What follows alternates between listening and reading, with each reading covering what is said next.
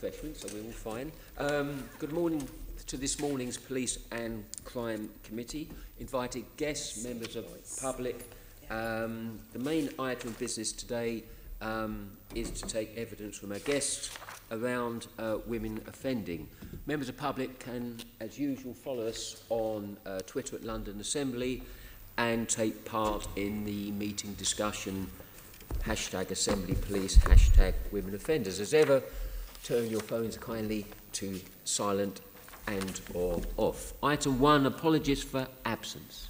Chairman, apologies have been received from Assembly Member Duval, for whom Assembly Member Twycross will attend as a substitute, and Assembly Member Holloway, for whom Assembly Member McCartney is attending today. Welcome, Joanne. Item 2, declarations of interest. Can I ask the committee to note the recommendation item 2, and again, as ever, ask members to declare any other disclosable pecuniary interest not there registered. Thank you very much. Item 3, minutes. Can I ask the committee to confirm the minutes of the Police and Crime Committee meeting held on the 5th of October 2017 to be signed as a correct record? Thank you. Item 4, summary list of actions. Can I ask the committee to note the completed and ongoing actions arising from previous meetings? Thank you very much. So now it takes us to the main part of the morning, which is the subject of women offenders in London. This committee, as I say, is embarking on a thematic piece of work around this, and this is the first part of our investigations. To set the scene around it, clearly women make up, although a small amount of the overall number of offenders, there are a distinct group with very specific needs in relation to offending and rehabilitation, and it's great that you've come along today to assist us in that work. The issues we'll be picking out in our questions will include very much the Colston report and the closure of Holloway. Importantly, our work here is reflecting upon the Mayor's work in this area, and you'll know that the Police and Crime Plan specifically refers to women offenders, and the Mayor's already committed an amount of money that we'll talk about later towards that, and a new female offender service. So we'll be talking about that later. So the first question, if I may, largely really to scene set, I referred to the Colston report, which was 10 years ago, in essence, and I'd like you all, if you could, on this particular instance, is in relatively succinct terms, because we will investigate it more thoroughly later, is to reflect upon that it has been 10 years since the report, calling for a distinct and separate, distinct more than separate, I would say, approach to women offending. Broadly speaking, how much better or worse is the situation for women in the criminal justice system today? And if you'd all like to comment, I'll just go along the... Please signal who'd like to come first. Jenny. I'm relaxed. Well, I'll make a start. What you could I just be interested? What you could do kindly? Yeah. Would you kindly introduce yourself, just yourself and your organisation? Would be quite helpful when you make this response. Okay, I'm Jenny Earle. I'm the programme director for reducing women's imprisonment at the Prison Reform Trust, which is a small UK-wide charity dedicated to reducing the number of people sent to prison unnecessarily and improving the conditions of prison for those who must be there. And for the last 4 years, we've had a programme dedicated to tackling the problems facing women in the criminal justice system, with the objective of reducing the number of women who end up in prison. So obviously the Colston report is a very important landmark report and blueprint for progress and improvements in the criminal justice system. Has the situation improved since then? I would say overall not very much, and indeed in the last year or two we have seen record numbers of women dying in prison, and that was one of the prompts for the Colston review, the high number of women's deaths in prison, and that has spiked again very recently. Very high rates of self-harm amongst women in prison, and generally a growing evidence base of the damage done to women. We haven't seen the implementation of the Colston approach for a more community-based response to women's offending. We're still seeing large numbers of women, too many vulnerable women, drawn into the criminal justice system because of a failure to meet their needs in the community. And I suppose the overall conclusion of the Causton report was that most of the solutions to women's offending do not lie in prison, they lie in the community, and we need a much stronger emphasis on women-specific solutions in the community, and there's still a long way to go before we've achieved that. Jenny, thank you. Kate? Kate Paradigm, Women in Prison, and we provide 3 women's centres across the country in Woking, Manchester and Lambeth, the Beth Centre, but also services in prisons in different parts of the country. And we're also leading a campaign to reduce the prison population of women from about 4,000 at the moment to 2020 or under by 2020. And our role as well is about amplifying the voices of women affected by the criminal justice system, which are also often missed out from these kind of discussions. I won't say very much more than Jenny has, but we did publish a brief report, Causton 10 Years On, which Women in Prison produced. And really the progress has been woeful in those 10 years. And we've certainly taken steps back in terms of funding women's services. So that's the only thing I'd add to what Jenny has said, that in terms of funding and developing a network of women's centres, the position is pathetic, given that we've had 10 years to make progress. And in London in particular, things are really pretty bad compared to other big cities, including the likes of Manchester. So obviously Advance are here. We've got the Best Centre. There's Hibiscus, who run a women's centre, and other centres like Barking and Dagenham hug it. But in terms of focus on women affected by the criminal justice system, there really is a desperate need for development. Okay, thank you. We'll be drilling down later on what we can ask the Mayor to do in the London context and the shortfall and shortcomings. Nikki. My name is Nikki Scordi. I'm the Chief Exec of Advance. Advance have been working with women in the criminal justice system for over 20 years now, and particularly female offenders for about 10 years. We run a program, among others, called Minerva, and it's partly funded by the Mayor's Policing Commission. I would echo what Kate and Jenny said, that services have been slow to start, very poorly funded, inconsistently funded, and therefore it makes it challenging to build on them and embed them in the system. They're fairly short term, so we begin to make progress and then we have to go back and start again, not giving enough time for the results really to take effect and therefore to build on the developments. I think we're talking about things like diversion and women's centres again. I'd say London compared to Manchester, we have 2 full specific female offender served centres, one in West London, which is the Minerva for Advance, and one in South London. There's nothing in North London or East London at all. There are domestic violence and other types of centres, but specialist female offender services are limited.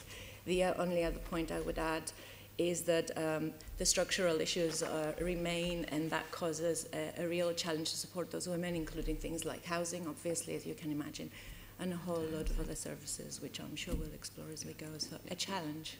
Thank you. You mentioned Manchester. We'll be talking about comparables with London and Manchester later. Melanie, did you want to add to? Yes, I'm Melanie from Advance, and I head up the Minerva service, which is the service for female offenders that Nikki was just referring to. I would echo everybody on the panel. Progress has been slow, but I do feel like we're making progress. Events like this really highlight the needs of female offenders, and I think that is coming up on the agenda. I've been working in criminal justice for about 15 years. In the last maybe 6 or 7, 8 years with female offenders specifically, and we've been campaigning for a long time for the issue to be on the agenda, and I feel it is now, and this is a great start. We have implemented all of Causton's recommendations in the Minerva service, but like everybody said, there aren't enough organisations doing the same thing, so that's where I'm hoping this will lead. So the Minerva service, thank you for sending the details of the Minerva service to us. That has done its best to implement the recommendations as stated in Causton. Thank you very much. Help. Good morning, Helga Swinbank from London CRC. We provide services to 31 service users across London, all London boroughs, including 4,000 women. I have a previous life as a junior governor grade at Holloway, so have worked in Holloway, and also a previous life as the director at HMP Bronzefield, so have a sense of what's going on in custody as well as what's going on in the community. The question, how far have we moved since Causton? I think I would echo all the comments made by my colleagues on the panel, not very far. Probably the one notable success with my kind of former custodial hat on is the end of strip searching in custody, which has made a huge impact on the lives of women entering into custody, and many of whom were traumatised before coming in. However, there has been very little investment in what's going on in the community across the board. There was a surge of investment post-Causton, but and we're going to talk about what's going on now. So I think the answer is we haven't made as much progress as we would expect 10 years on. Thank you for that. So the consistent response is the progress has been negligible. In some areas where operations like yourself have adopted it and had funding around that, you were able to implement those. But in general terms, there's not been the will or the political will or the sustained funding to take Causton where it should have gone to over those 10 years. And we can tease that sort of information out in the coming question and then come to a situation where you could give us recommendations to how we can go to the Mayor and take it further. So thank you very much for that. We'll now go to some questions about specifically around women entering the criminal justice system. So as I mentioned earlier, women make up a small but significant number of overall offenders and particularly have their own issues around that. Now, at the time of Causton, it was highlighted that women had a lower involvement in serious crime, but some of the figures we've had recently has shown an increase in women's involvement in serious violence, etc. We'd like some questions around that. So my first question here, probably to Jenny initially, is the Prison Reform Trust carried out work to understand the level of women's offending and the nature of that offending. Is the number of women offenders in London and the type of crime committed in line with what you see in other large cities? Well, the short answer to that is probably yes, broadly speaking.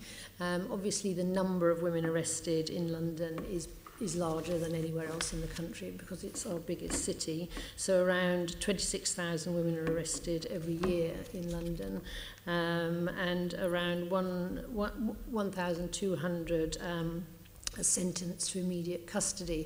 I mean, in terms of patterns of offending, I mean, it is still the case that the majority of women who end up in prison are there for non-violent offending, and most of women's offending is non-violent offending. You mention an increase in the number of women involved in violent offending, and that is showing up in the data.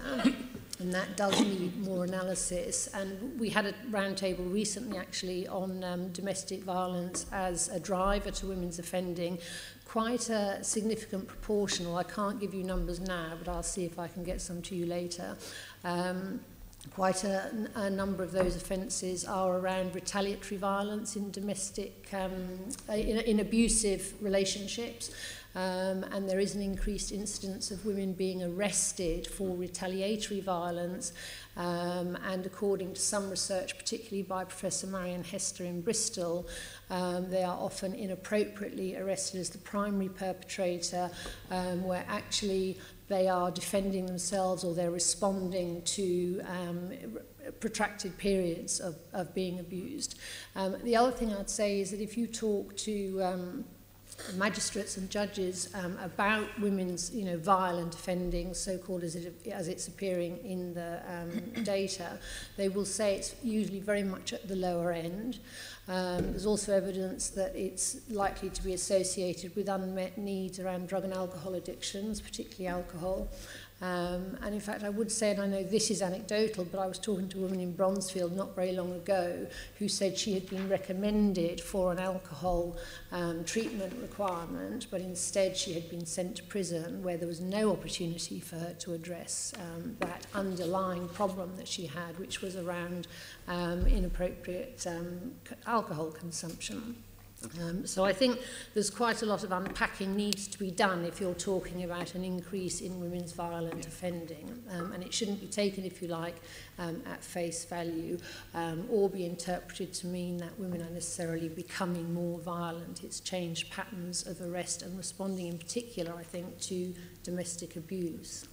But overwhelmingly, women are still sent to prison for for shoplifting, for theft offences, and nationally anyway, and I haven't got London data, women are twice as likely as men to be sent to prison for a first offence. Okay, we've got some questions around that. Okay. So, just lastly on the comparables with other cities, clearly on the on basic numbers there would be more because it is London, but is the proportion pretty much the same as a larger cities and a similar cities proportion in London? So is it proportionate in London compared to other cities in regard to numbers of women offenders?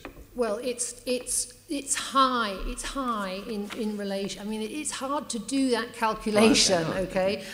Because to do proportionality, you have to you have to benchmark it against populations, yes, and that's my point. Yeah. and metropolitan police arrest rates, and the gender breakdowns are often not particularly granular. But I think there is evidence of slightly disproportionate rates in London. I have got my colleague, my analyst, Dr. Tom Guiney behind, so he will correct me. I don't want to mislead the committee at all, but I think we would say the numbers of women arrested in London are too high. But to do an accurate calculation of proportionality is complex. London is up there, though. Of course, yeah. and regretfully we would understand and accept that. And I think we've got some more questions about Caroline. Did you want to carry on those questions? If I could pick up these questions. I was interested, actually, Prison Reform Trust had highlighted TV licence evasion accounting for 36% of prosecutions on women. I mean, it seems extraordinary to me, I have to say.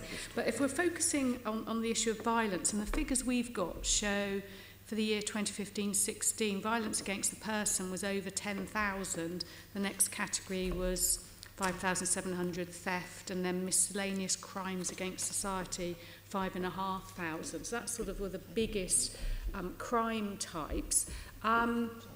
You mentioned, Jenny, the issue of sort of retaliatory violence for people who've been suffering and living with domestic violence probably for many years. Do we know anything else about the types of violence being committed by women?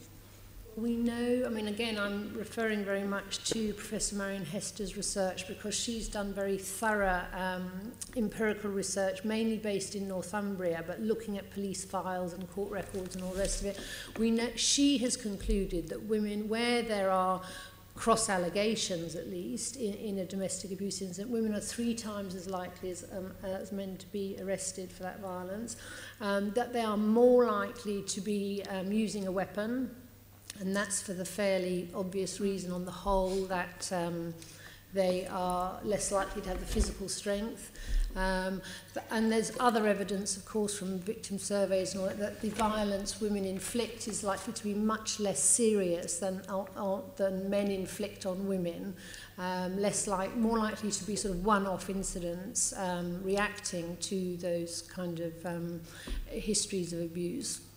So there is some evidence that the violence is different in severity and frequency in particular. Okay.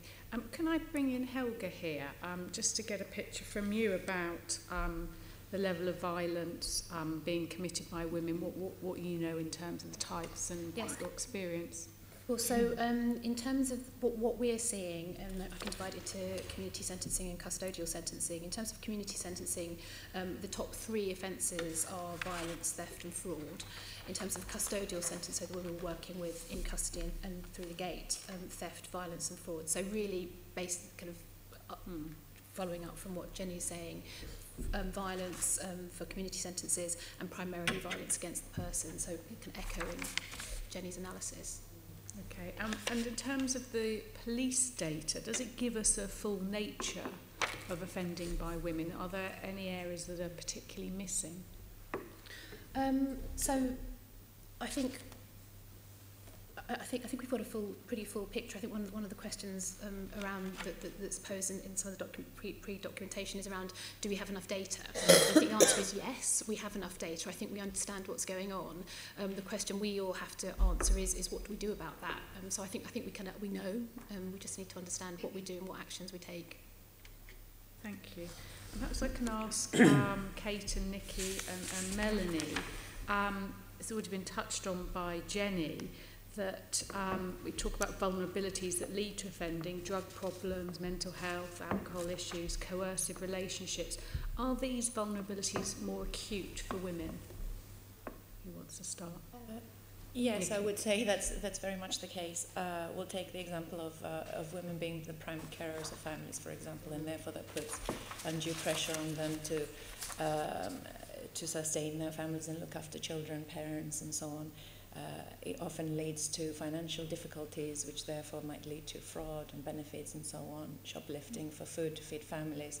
So you can see a direct link between their responsibilities and the pressures that they put by their own families and by society in terms of their response to managing those, using crime as a way of, or offending, if you like, as a way of coping, rather than choosing to do so because they want to. I would link that to often very low and stable income, and that therefore, again, using offending as a way of coping. Certainly trauma and abuse often from a young age, not necessarily recent, that leads to other psychological difficulties and therefore leads to coping mechanisms. That might be drugs and alcohol, and therefore, again, offending that's a result of experience rather than a separate issue, and linked to vulnerability. I'm sure Kate will add many, but housing difficulties is another one where people are choosing to, again, with poor financial situations, they are choosing resulting in committing offences to cope with a situation of homelessness and so on. It's not, it's coping mechanisms, some of it is just poverty. Completely. And very closely linked to that. I mean, on every measure, if you compare women and men in prison, they're all very vulnerable and disadvantaged, but on every level, women are more so, be it mental ill health, experience of domestic violence, sexual assault, exploitation, including through prostitution. And the caring role in the family is really important in terms of survival and poverty-related offending. So in that sense, the 5% of people in prison who are women are the most disadvantaged and vulnerable. Did you want to add anything, Melanie? I would echo what my colleagues have said. I would say the primary issue that I've seen is that all of these things lead to a real lack of self-confidence and self-esteem. We spend a lot of time in advance helping women to build up their self-esteem so that they are able to make decisions that lead them away from offending, and they don't repeat patterns of behaviour because it's what they know, and in a way it's where they feel safe, even though they know they're not safe in any respect. They feel safe because that's a decision they've made before, and it's breaking that cycle, which is the hardest part. And we spend a lot of time helping women feel good about themselves and not to be judged by their behaviour. We take the holistic approach that that's part of their behaviour, and it's a part that needs to change, but they need help to understand how they can change and support to do that. And that takes quite a long time. And I think sometimes that's not sufficiently recognised. You can put as many services in place as you like, but they need to be long-term and they need to be sustainable, and they need to work with the woman to empower her to be able to make those decisions and take those steps. It's not off you go and see this service and you'll change. Box, you're done. Yeah. It takes time and patience. Okay, thank you. I saw Jenny being passed. Did you have some data Yeah. you wanted to share? Well, my colleague, Dr. Gaini, has given me some numbers here that indicate that that women are more likely to be involved in a violent offence at the point of arrest, but at the point of imprisonment, it's less likely to be a factor. So I think the best thing is if we provide some supplementary evidence with the numbers, because otherwise I will probably misrepresent what he's given me, which I don't want to do, but we certainly can provide that to you in writing as a follow-up submission. And the other point he makes, which I think is very helpful, is that of course there are issues around offence categorisation, and a lot is kind of wrapped up in that term of violence. It could be a fray, it could be fights on a Friday night, it includes domestic conflicts as well. So I suppose that just reinforces the point I was making about needing to drill down more into what that really represents, this kind of so-called increase in violent offence. And the other point I will just highlight, which we may come on to, is that there is a proportionately lower use of community sentencing in London. The next set of questions. So that's okay. Yeah, that's the next set of questions. So there are issues, and we can point to around relative proportionality. Okay, thank you. Peter, before we move on, you had a question. Sorry, just a quick one. Thank you, Sue. Jenny, in your role of trying to reduce, as it were, the existence of women in the criminal system, I just wondered, I was very interested, this particular figure about the TV licence. Do you, within your position, ever lobby government? Do you ever try to get changes? I mean, for example, to take the TV licence out of the criminal system and put it in the civil one, that would make a massive difference. Yes. Do you actually ever discuss that? Do you? Yes, we do. We have raised that in discussions with government, and I think that they are looking at that. I think there is widespread agreement that it's completely inappropriate. Indeed, sort of in some cases, I think women have been unlawfully imprisoned around TV licence evasion because it originates with a fine often, and you're really not supposed to be imprisoned in this day and age for non-payment of a fine. But I think it is scandalous that 70% of those prosecuted for TV licence evasion are women, and that is because they're more likely to be at home. Yeah. So I think it's definitely something that can be tackled because it is one of the factors that draws women into the criminal justice system, and it does seem inappropriate. So you'd prefer it to be a sort of civil offence, a civil... Yes, I certainly don't think it should ever result in a woman's imprisonment. And we know that women are often unable to afford fines and the like. So, do you want to come in? Can I just add, it's not just TV licence, council tax imprisonment still happens illegally. And we partner with a project that is supporting women to leave prison. And women in prison for council tax non-payment are reading in our magazine, our Women in Prison magazine, about this project and being released. And that's how bad things are, that we're even imprisoning people illegally for that kind of thing. And also truancy, things like not getting your children to school, that still is the ultimate sanction being used is prison. Okay, thank you. Which takes us nicely to sentencing, which is our next set of questions. And we've touched lightly upon this. I mean, of course, 10 years ago, one of the recommendations was that community sentencing should in essence be the norm for the least serious offences, and compared to other large cities, London seems to differ in that respect. So I've got a set of questions around that. Sian, did you want to lead on that? Yeah, Jenny, were you about to say that women are less likely to get a community sentence in general compared with men? Was that what you were about to tell us? No, I said that they were less likely to get a community sentence in London than in Manchester. In London, right, so yes, this is the... But there has been nationally, and particularly I think in London, a decline in the use of community sentences, and that's something that we are very concerned about. We need to see an increase in the use of both out-of-court disposals and community sentences in order that we don't end up with a disproportionate number of women in prison for minor non-violent offences and for very short periods, because of course the usual alternative, if you like, to a community sentence is a short prison sentence. The outcomes for women of short prison sentences are very poor. And we have seen a rise over time in the use of short prison sentences. And I know this is something you'll probably come on to later. We have more recently seen a really shocking rise in the number of women recalled to prison. Because, of course, now if you're sentenced to a period of imprisonment of more than 1 day, you are subject to 12 months supervision when you come out of prison.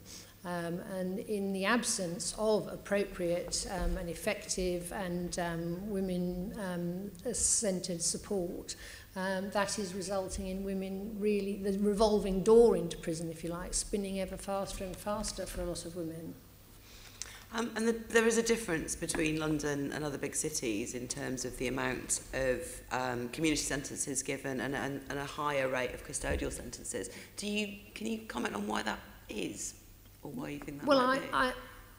I don't know all the reasons empirically, but I would say from the evidence we do have, there is an awful lack, as Kate and others here have already indicated, of appropriate services in the community for women.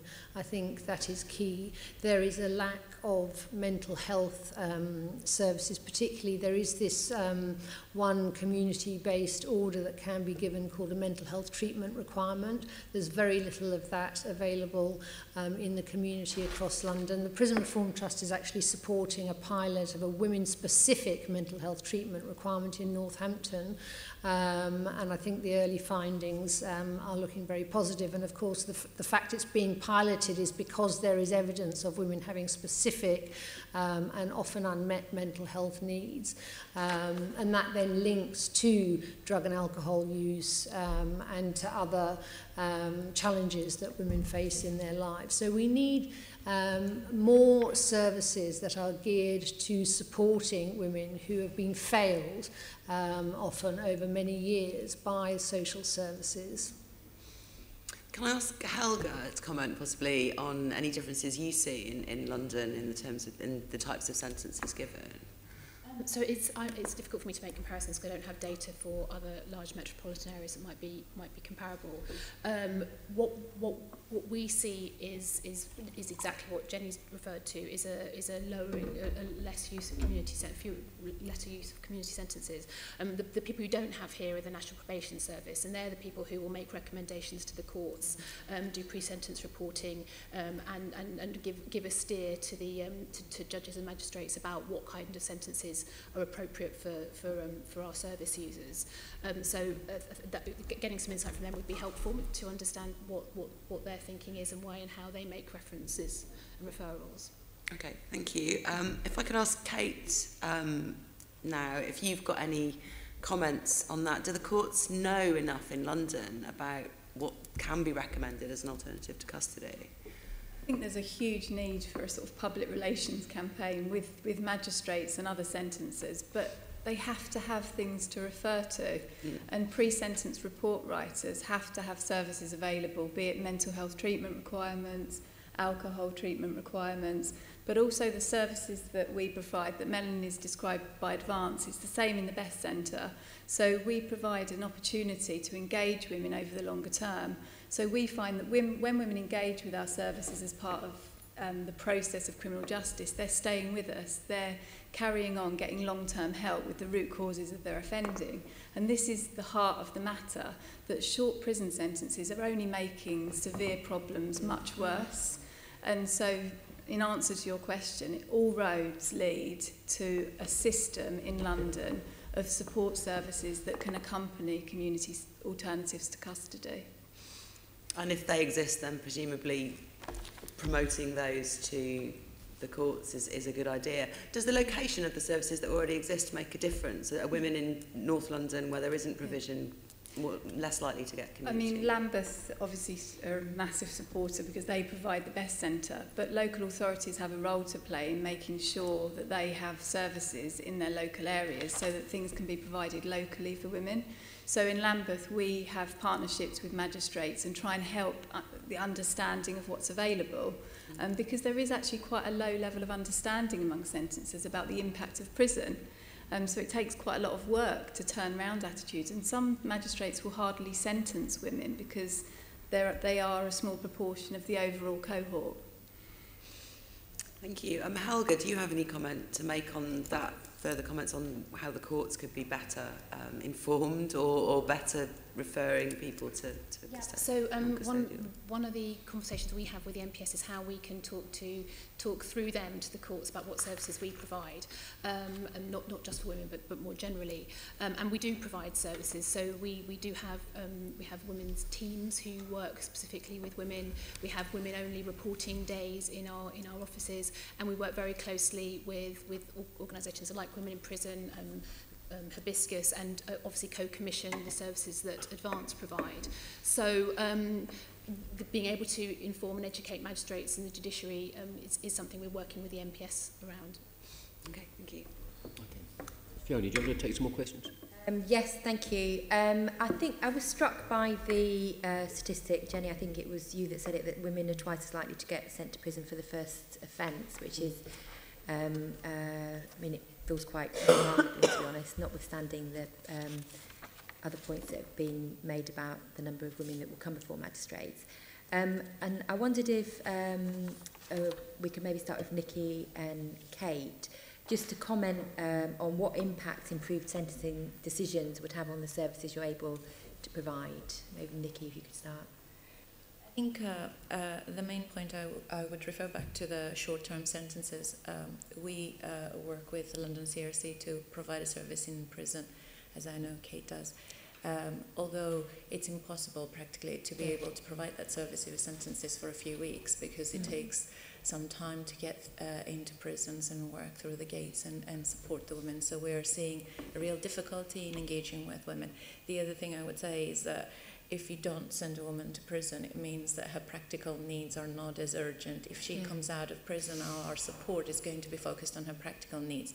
Given the length of time that we're able to support them based on the funding that we currently have, we're having a real difficulty engaging with them in their longer term needs, as we were referring earlier. And we're focusing very much on practical rather than emotional longer term support. We offer it, but it's a lot less available.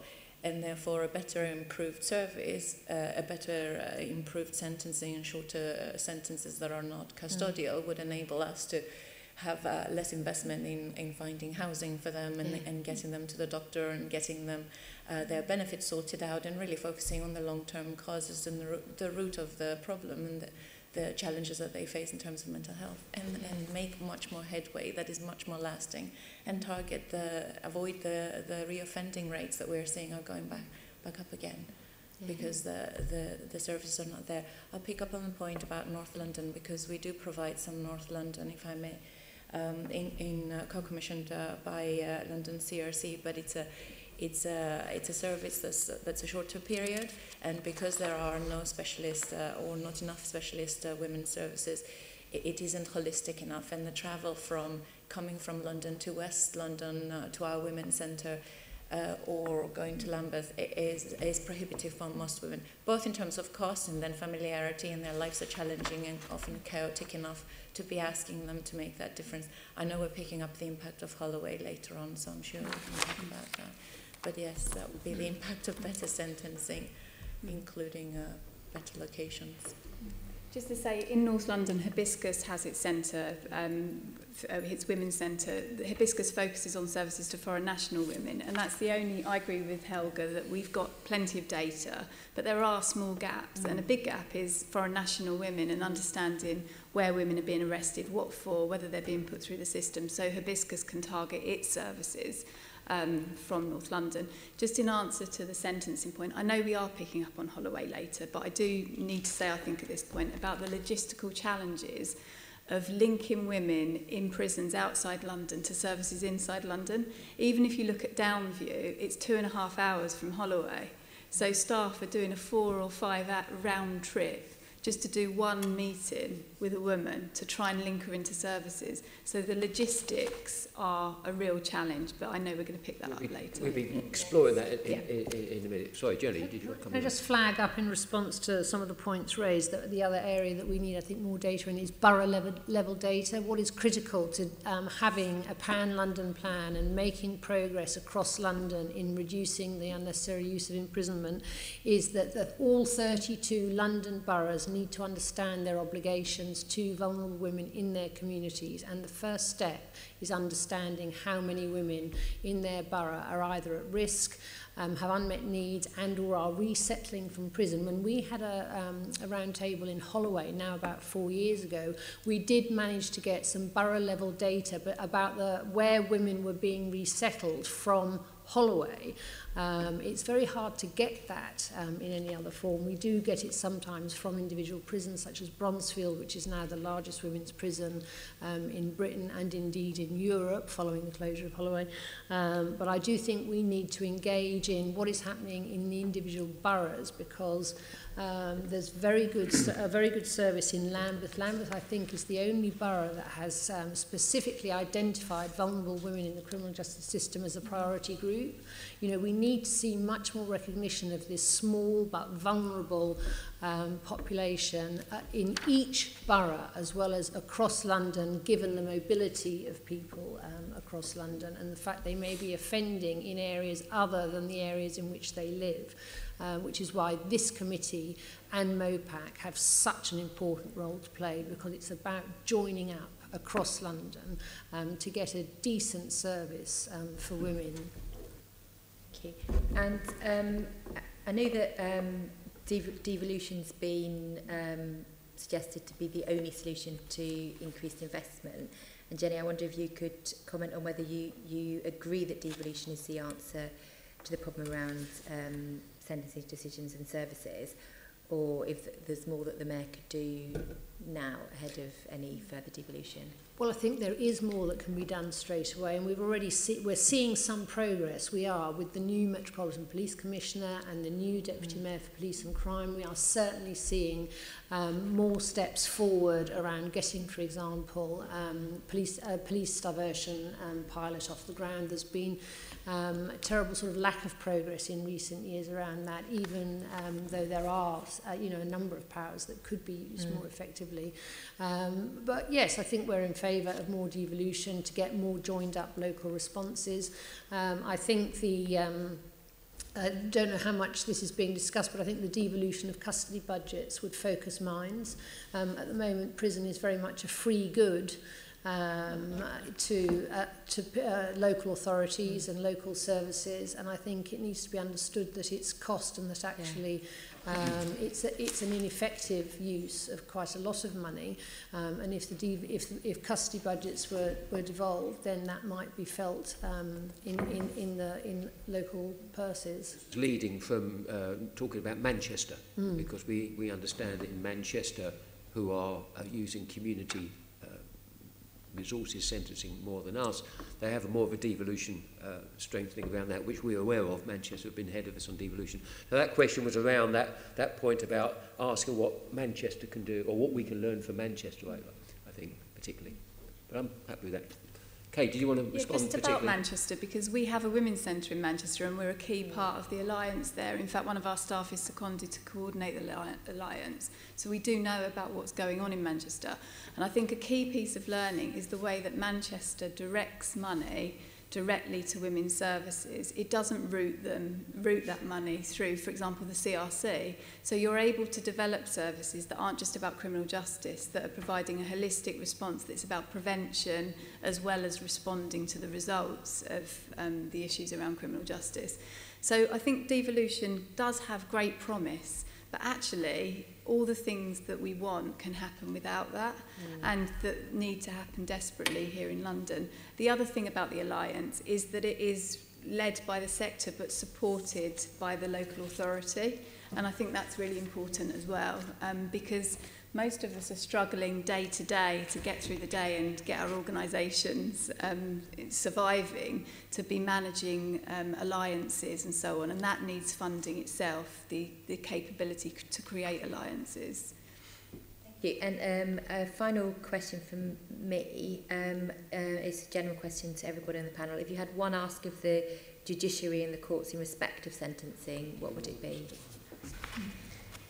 Just to use prison as a complete last resort, a real last resort, and to always be focusing on root causes of offending and dealing with those in the communities in which people live. Can I just quote the UN rapporteur on violence against women and girls, who came and visited Britain, including women's prisons in Britain, and in her concluding remarks she said actually sentences need to be much more creative. They do have powers that are underused. For example, I would point to deferred sentence. it's underused and is an opportunity to allow women, particularly obviously in a more problem-solving court context, but in any event they have the power there to defer sentence and allow a woman to show, for example, that she's prepared to engage with local support services, and therefore, and once she's shown some progress, then they can decide that rather than go, you know, the default option, which sadly it does often seem to be of a short prison sentence, that something else might be more appropriate in her circumstances. Yeah. And I think also there just does need to be a much more vigorous approach to ensuring that sentences, that courts have all the information they need about the individual in front of them. And where that is a woman, and they're much less likely to be seeing women on a routine basis, as Kate has indicated, because they're a relatively small proportion of those, something like 15% of those in the criminal justice system overall. That they find out what is going on in her life. Has she been coerced into offending? Is she offending to support a partner's drug habit, which is a characteristic of many women in prison? Has she got children who are going to be adversely impacted? Most women are primary carers, much more likely than men to be primary carers. And all that information needs to go before the court. I mean, and again, at our recent domestic violence summit, the Chief Magistrate said they are very dependent on either the defence lawyers or the National Probation Service providing them with that information to inform their decision making. And we've got evidence, including from the Lamy report, and this particularly affects black and minority ethnic women, often very poor levels of representation for women in court. And because of the problems with probation, which no doubt we'll come on to, I think there's been a decline in the use of pre-sentence reports and a decline in their sort of quality and comprehensiveness. And we certainly need to see progress in that area. So that's probably more than one thing, but it all wraps up into more informed sentencing, if you like. Yeah. Thank you. Melanie. Can I just say I would simply refer them back to the Corston report, because Baroness Corston said custodial sentences for women must be reserved for serious and violent offenders who pose a threat to the public. I don't think we need to say any more than that. Okay. Tony, do you want to come in? Yes. A question for Jenny, really. Are you saying that there are some branches of the judiciary who are not bending over backwards to keep women from custody? Well, I think the problems that have been alluded to are, for example, the absence of appropriate community support and community orders. So are they being given the opportunities to offer a non-custodial sentence? Actually, there's an overuse of custodial remand for women. I'm not accusing any members of the judiciary of not doing their best, but we are faced with this situation where a disproportionate number of women are in prison for non-violent offences, for minor offences. 44%, I think, of women in London are get sent to prison for shoplifting or theft, mainly shoplifting.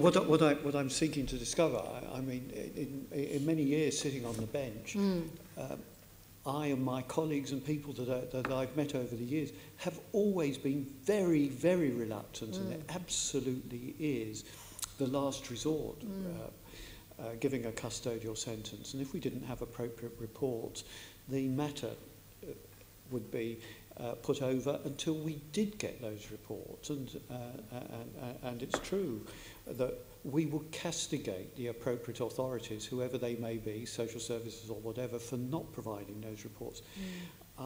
I find it difficult to believe that really any branch of the judiciary sort of willy-nilly will put someone in custody. That may, of course, not be your experience. Yeah.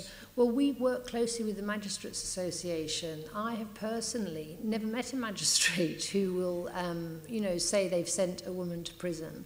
But we're dealing with the evidence of women being inappropriately imprisoned on remand and on sentence. So, in a sense, we have to confront that reality. Kate, did you want to come in on that? Just speedy justice is a big focus, and we hear from magistrates and sentencers that they don't feel they're getting the information they need to make informed decisions, and that's what they're telling us, including about whether children exist and who someone's the primary care of, basic information like that. So I think this is a whole system issue. It isn't about sentencers not doing the right thing. It is to do with the whole system not working, and speedy justice is working against the interests of sentencers having the information they need. And I refer you back to deferred sentencing, massively underused. It could be used to such good effect. In some countries, if you're a primary carer, you get 2 weeks to sort out childcare arrangements before you're sent to prison. Our system works that you go straight away, and the practicalities of that have enormous implications, including for the care system. So no willy-nilly. I don't think it's a case of sentences being willy-nilly about this. Okay, thank you. We'll get on to... oh, sorry, Helga, do you want to... I just wonder, in the absence of the MPS, whether it's worth me just explaining what you mean by speedy justice. So there's been a push over the last 12-18 months by HMPPS and the MPS to do same-day reporting in an attempt to move cases through the system more rapidly. And I think there has been some downside to that, which is the quality of information, the ability to get more detail. So I think there's been a trade-off there that is worth exploring. Okay, thank you for that. Okay, now we're turning to actually London's women in prison. We've already touched upon the issues of the closure of Holloway, but we've got some more specific questions around that, Jo. Yeah, thank you. If I can start with Kate. We know that in London, that our transport system works on a radial basis, all lines going to Central. So Holloway, in a sense, being in Central London, was quite ideally placed.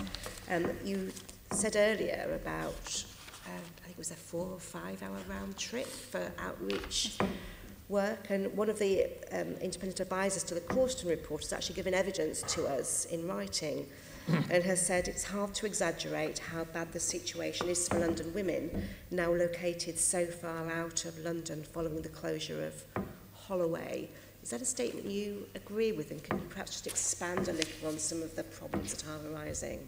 I mean, 100%. I mean, the thing I think is important to start any discussion about Holloway is the decision was so sudden, so rushed, so poorly implemented by central government with absolutely no planning at all for the impact, neither before nor during nor afterwards. So the impact on the whole system has been disastrous. And someone, I can't remember which of you, asked about us lobbying.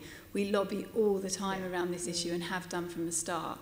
And the annual accounts of charities in London in this area will show the impact, including, for example, clawback from London funders who have funded services on the basis of targets being met for boroughs, and we haven't, as a system, been able to meet those, because as soon as Holloway's closure was announced, magistrates stopped sending women there. So I think that's a really important issue, that there is a huge debt to be paid to London as a result of how this decision was made and how it was implemented.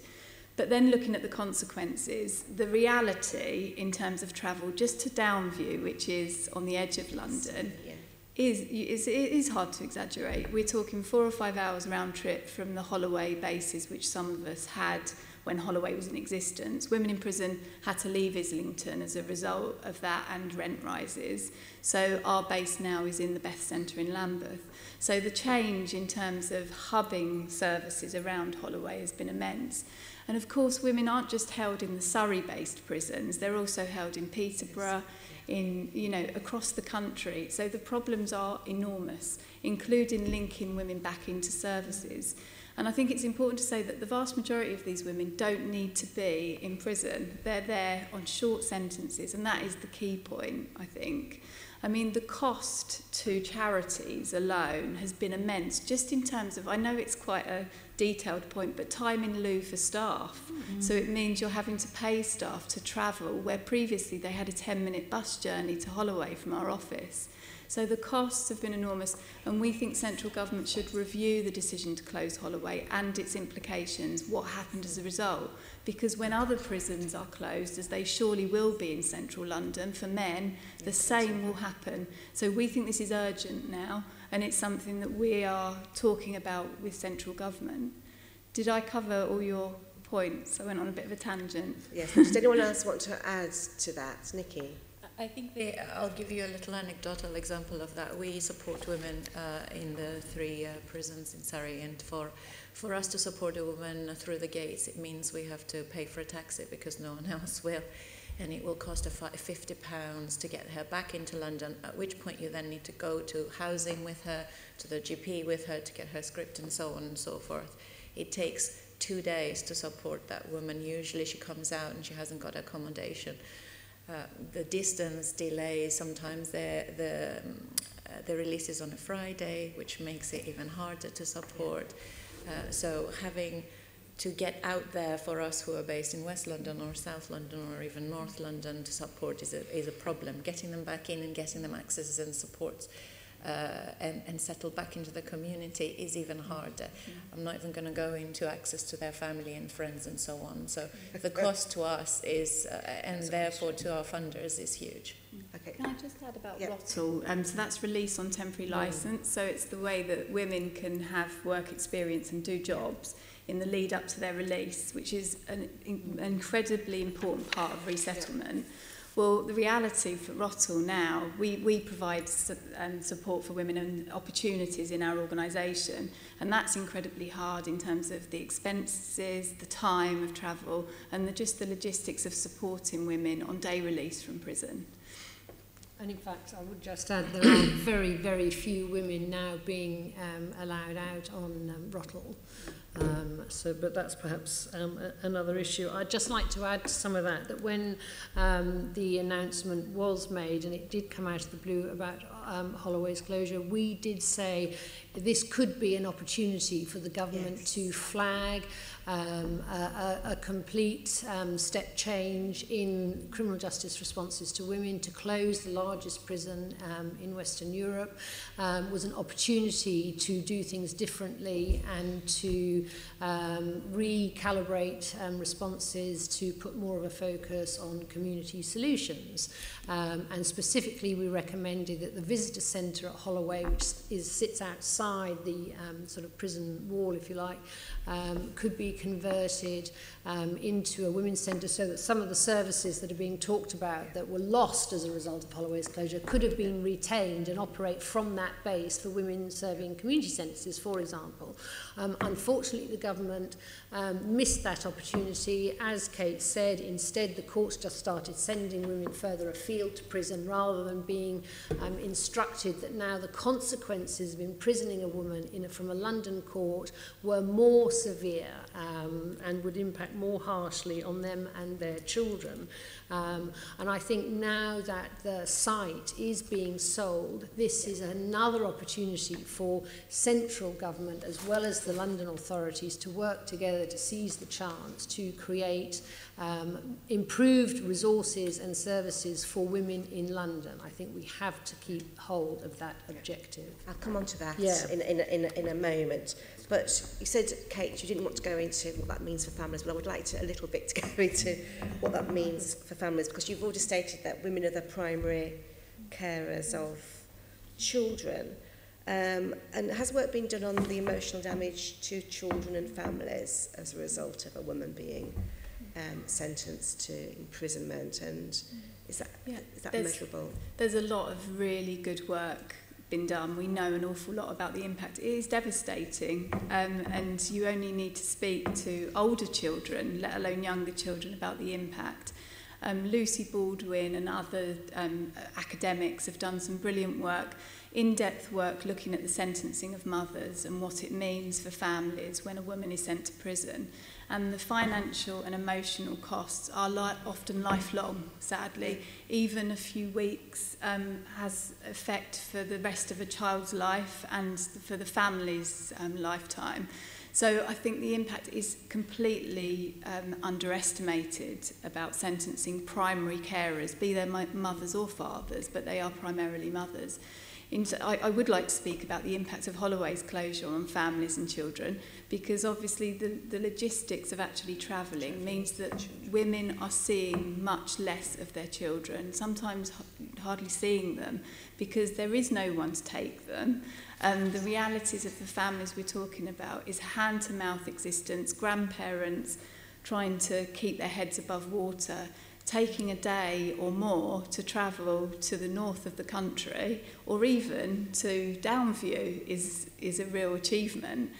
So I think that hasn't been adequately acknowledged, and certainly no provision has been made for London women, in addition to exists across the board, which is in itself a problem, to account for this. So I would say that from Women in Prison's perspective, Holloway's closure has not had anything put around it in terms of acknowledgement of what that means for children and families, as well as women. Thank you. And can I ask Helga, obviously your work will start out at prison gates, what's happening. Has the closure of Holloway made it more difficult for you to do your job? Right. Can I answer that, but also just to pick up on a couple of other points. So I think I would absolutely echo Jenny's point that the closure of Holloway was an opportunity lost. Having worked at Holloway, it was not a great environment to hold women. So let's not pretend Holloway was a wonderful... I've just had a look at some of the inspection reports, yes. Yeah, so it was badly designed, to like 1970s building, not a great environment. So the opportunity lost was around the Causton principle. So it wasn't, what didn't happen was for us to be able to think about community units, the ability to be able to work with those London women in London. So just wanted to make that point.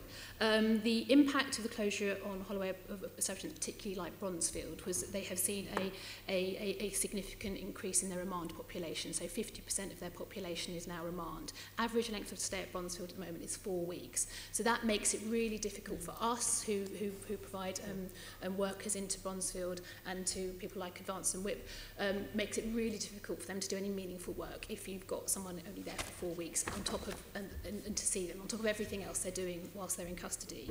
What does that mean for London CRC? So London CRC provides through the gate services into Bronzefield. So we have a team of people working in Bronzefield and all of the other women's prisons that serve London service users.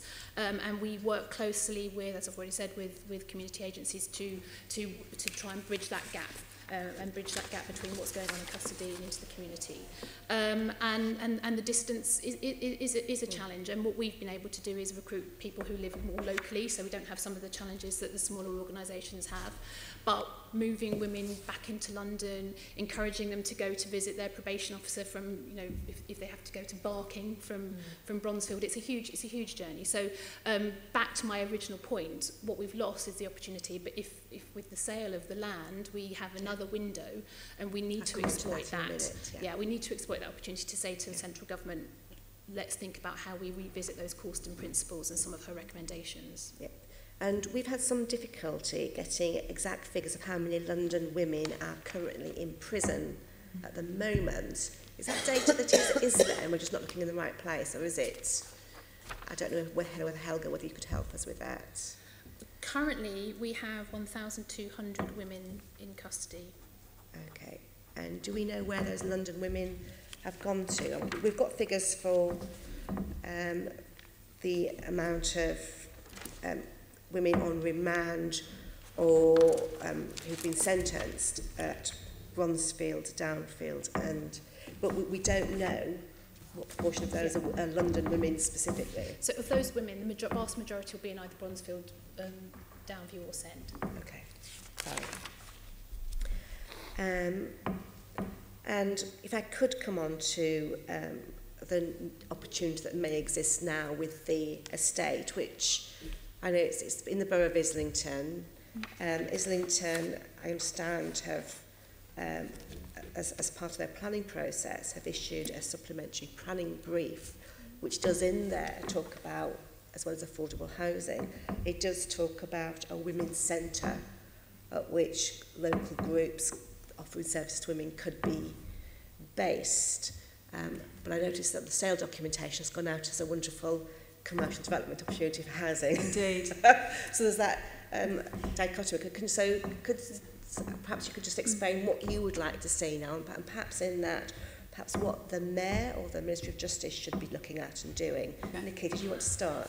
Yeah, I was going to say we've had an opportunity to try and influence Islington by working with some of the councillors there to show them what a women's centre could look like. So we've had them visit Hammersmith, our Minerva Centre at Advance. We are also talking to them about I think highlighting the work that we are doing as part of the program that is funded by the Mayor's Office and also CRC within the communities, because the discussion we had earlier about boroughs not very well aware of the profile and the needs of female offenders in their communities because they are small numbers and therefore are often, and that's the challenge of centralisation, that they are often funded centrally and therefore not their direct responsibility. And by engaging them with that and around the Holloway discussion, there's definitely an opportunity to look at the needs of North London and use some of the sale money, not necessarily to use the facilities within Holloway, which I agree is not necessarily appropriate, but use some of the profits of that to invest back into the community in North London, whether it's Holloway or near there. There's also a great need for housing for female offenders or for women being released into prison, and again an opportunity to think about the housing and move on accommodation from prison, and that's I think the benefits that can come out of that. I would highlight, and I know we're coming back to later on, that the Mayor's Office through the co-commissioning process and the fund that's now being discussed and a number of us are putting proposals forward, have the opportunity to develop further the services for women offenders in conjunction with the boroughs as part of the co-commissioning proposals, and it would be another missed opportunity because North London and East London are definitely underrepresented in terms of services supported. Okay. Can I say about the Women's Centre? The Women's Building is the terminology that we've been used. Yeah. And in Women in Prison, we consulted with a number of London women across the prison estate who'd been in Holloway about their experience of the closure and about what they would like to see on the site. And overwhelmingly, issues about access to services and housing came out as what they would like and need. Now, Women's Building in New York, they closed a women's prison, and that site saw grow on it a women's building which was a hub for services, and we think that the Holloway site is a chance for London to step up as a beacon, as an example of how we deal with and turn around the issue of women in the criminal justice system, not just nationally but internationally. And to do that, that centre could be a space, office space for some of the most amazing women's services internationally that we have based in London. I can mention Hibiscus, Naya, obviously we're here today, but there are lots of services that I know to have an office space and also to provide direct access to a whole range of services for women exiting prostitution, for women affected by the criminal justice system. There are there's enormous potential for the site. And all of us are paying commercial rents usually. There's lots of ways this could be an in-kind help to help us all survive, really, because I think a point I haven't made, which I really want to make, is how desperate things are for service providers and charities in this space.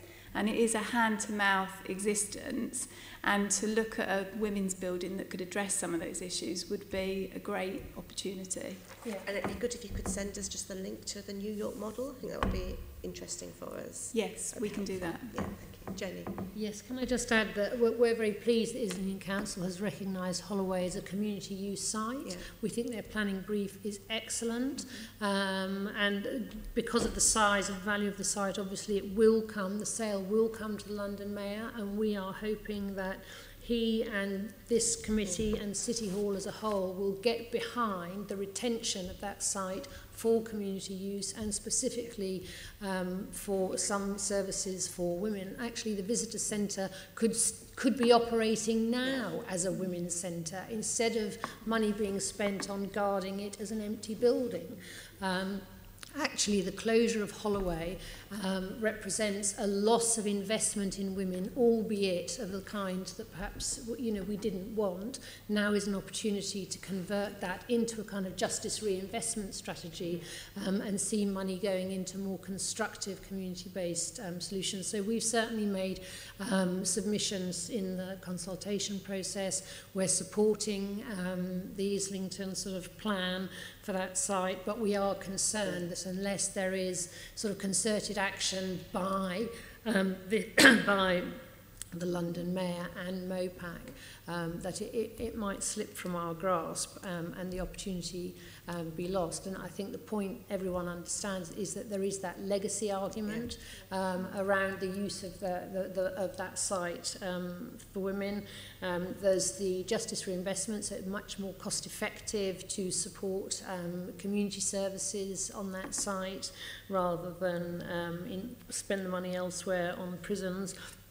And there's the operational argument that if both the national government and the London authorities want more community-based solutions, given the evidence that North London in particular has had a dearth of women's services and the poor outcomes that result in for women and their children, here is an opportunity. We must not lose it.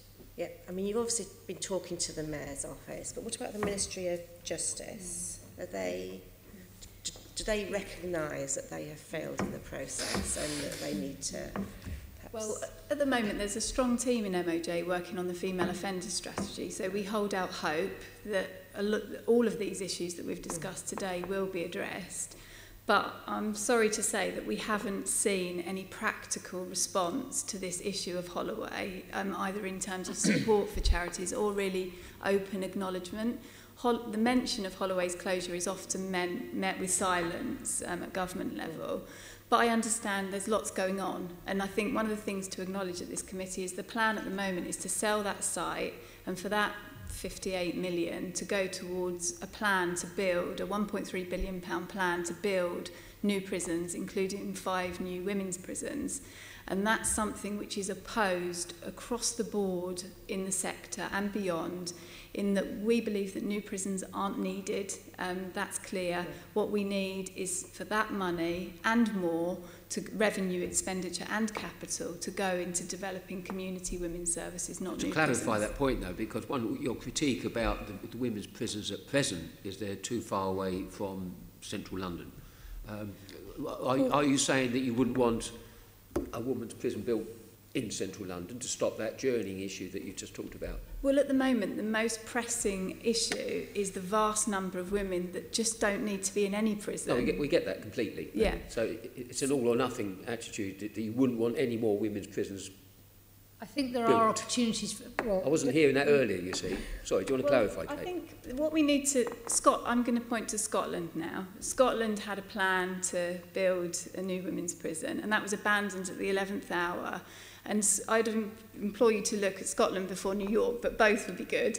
But in Scotland, they are building small community-based units that aren't necessarily prisons as such, but they're units with secure facilities and safe space. Yeah. But that is different to the plan. And bearing in mind, all we have to go on here is a sentence from MOJ, which was issued a year ago. We don't really have, I think that's fair to say, Jenny, any more details about what the plans are.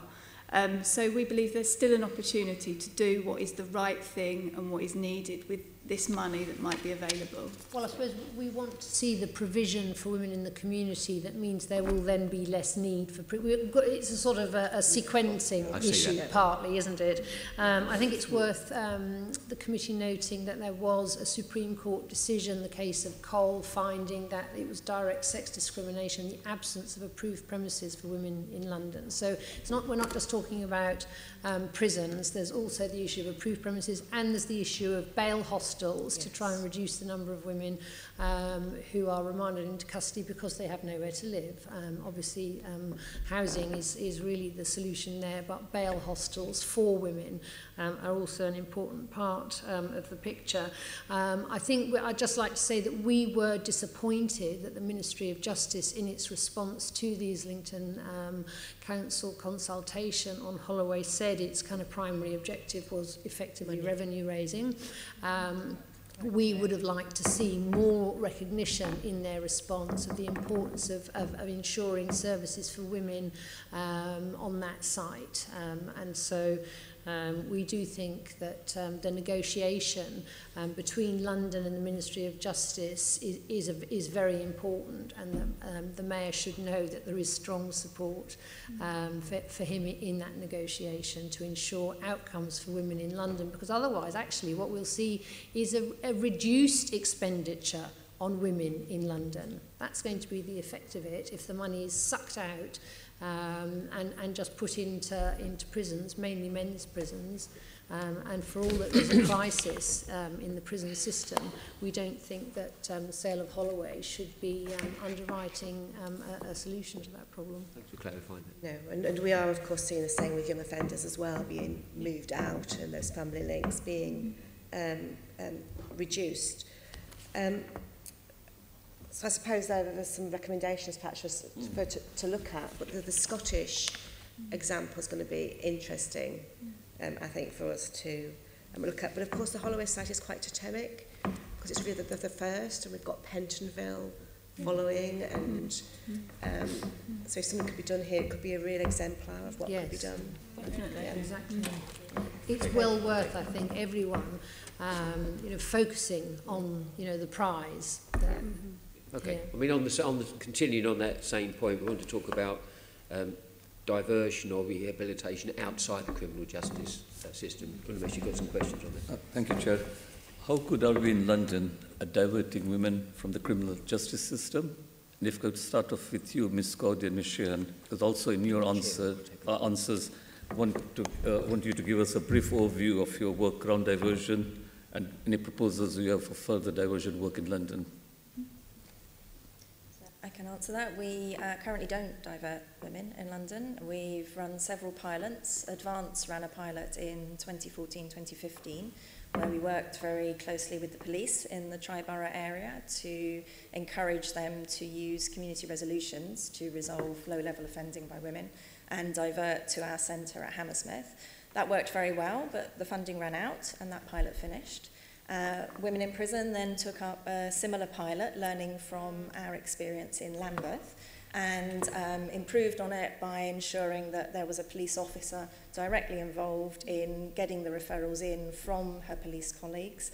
That worked much better, but referrals were still quite low from the police. It takes a very long time to educate and encourage the police to make the necessary referrals. You have to explain why it's required, what the benefits are to them, what the benefits are to the women, and how you're going to work with the women differently. And that all takes a lot of education and repeat training for the police, which we did do. So it does work and it can work, and it's very important that in London we do divert as many women as possible from even entering the criminal justice system, because it will save a lot of time, energy, money, expense and emotional difficulties for the women. A lot of the time when I was working as a probation officer, the women would say to me, if only I'd known all of this, I'd never have been here. If only somebody had been able to listen to me, empathise with me, support me and help me, I wouldn't have made this mistake. I wouldn't have gone down this road. So that early diversion is crucial for everybody. And we are working with the Mayor's office at the moment on some proposals for a new diversion scheme, a triage scheme, and we're hoping that that proposal will be taken forward and funded in the future. I mean, if I could say about women in prison, because as you said, we've just recently had a small-scale pilot and it worked brilliantly with the police officer being sort of embedded, working with us. It's ended now, and Lambeth have been incredibly supportive. What we found was that women have stuck with us. So women have been diverted, and a number are still with the Women's Centre receiving services and support, which is really encouraging and shows the long-term engagement. The vast majority didn't offend whilst they were with us, and we're having some long-term analysis done to look at reoffending rates over the longer term. Obviously, that does take a while. We're working with the MOJ on that.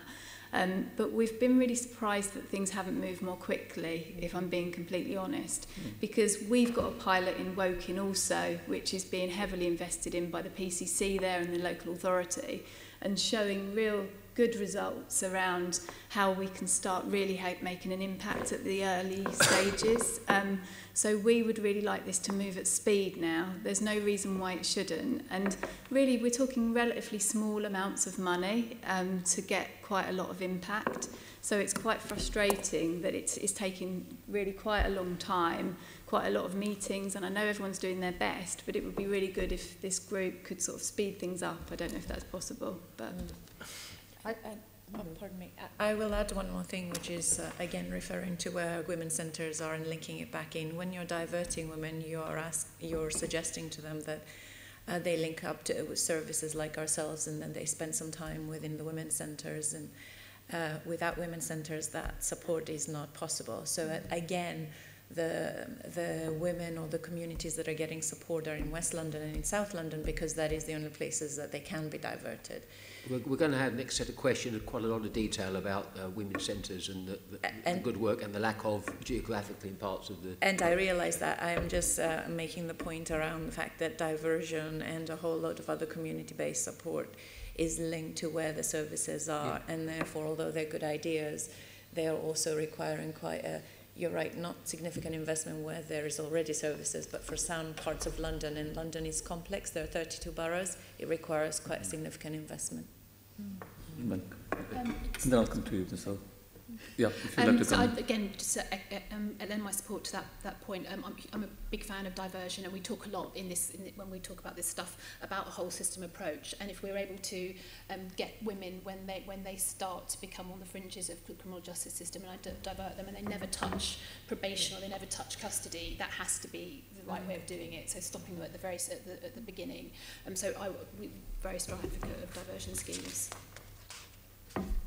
Sorry, yes, I just wanted to point out that the use of out-of-court disposals declined a lot in London after 2007, so it sort of peaked then and has been on a downwards trajectory since then, which has been a great cause of concern. And also the use of cautions fell specifically from 6,522 in 2011 to 4,393, so that's a decline of around 2,000 over a 5-year period. And the Metropolitan Police have been, I think, the only police force in the country not to use community resolutions at all, and they are really important for women. But I know now they are going to be rolled out, and we are very pleased about that. But actually, I agree with Kate, progress has been very slow in this area, and I think we need to maintain a focus on getting some of these diversion programs off the ground. I did have a specific question of you about community resolutions. Why is it only now that they're being used by the Met?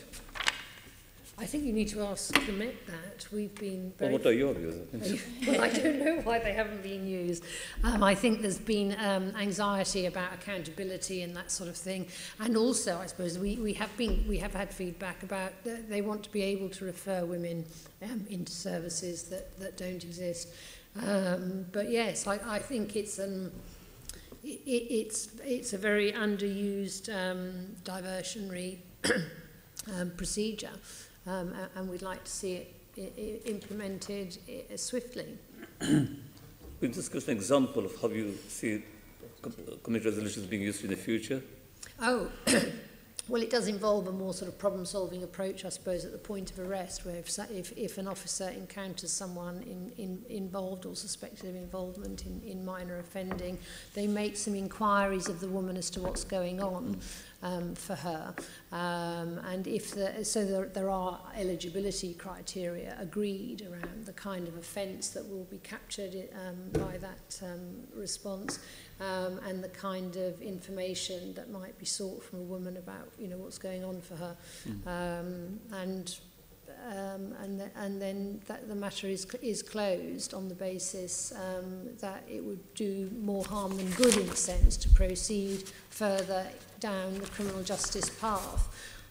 So I suppose it is about proportionality and harm minimisation and questions of public interest. Sure. Scott. And I think the idea and the process that we're proposing and discussing with Women in Prison and the Mayor's Office at the moment is that at that point the police officer, as we have piloted, is able to recommend them to connect with a service like ourselves, that we then spend time with the woman on a one-to-one basis for a certain period and help her find solutions that divert her away from reoffending or offending initially if it's a first offence, and therefore stay away of the criminal justice system. If she has further needs, emotional needs or mental health needs and so on, we're then able to engage her with tailored specific services. And that is why I made the point in that for London to be able to implement a scheme like this, it has to have first a process, a funded process, and secondly, places for women to be diverted, and workers like the advanced workers or the women in prison workers that can support that woman to find solutions away from offending. And that is not an option for many parts of London at the moment, and it is certainly not funded for any part of London, so that's the challenge. Can I just add a point that Melanie made about police culture and education around what's possible? Because I think what we found in Woking and Manchester is a lot of work's taken place with the police on the front line to show them what can be possible. Police are as frustrated as anyone about the revolving door of the criminal justice system, where they can see what the problems are, but they've got no way of getting them addressed. So I think investment in that hearts and minds and bringing the police service with you in terms of community resolution is really important, because there's so many good news stories that change people's minds and their approach. So I think that's really important to take on board. I would just echo that and say that the one key thing we learnt is that the requirement for the police officers to use community resolutions needs to come from the top, and it needs to be embedded within the culture, because what we found was there were some officers who were very keen on the idea and who would use it and understood it and thought it was a really good way to work with those female offenders that they saw being arrested and rearrested, and they wanted to use it. But there was also an awful lot of officers who felt that it wasn't their role, and we had comments about them not being social workers and not wanting to be involved in what they perceived as social work. So there is a whole piece on education. Predominantly, the feedback we got from officers when we trained them was that this is amazing. We need more of this, and now we understand it and we get it. But that time and investment has to be put in at the beginning, and it has to be part of the culture of the police to do this.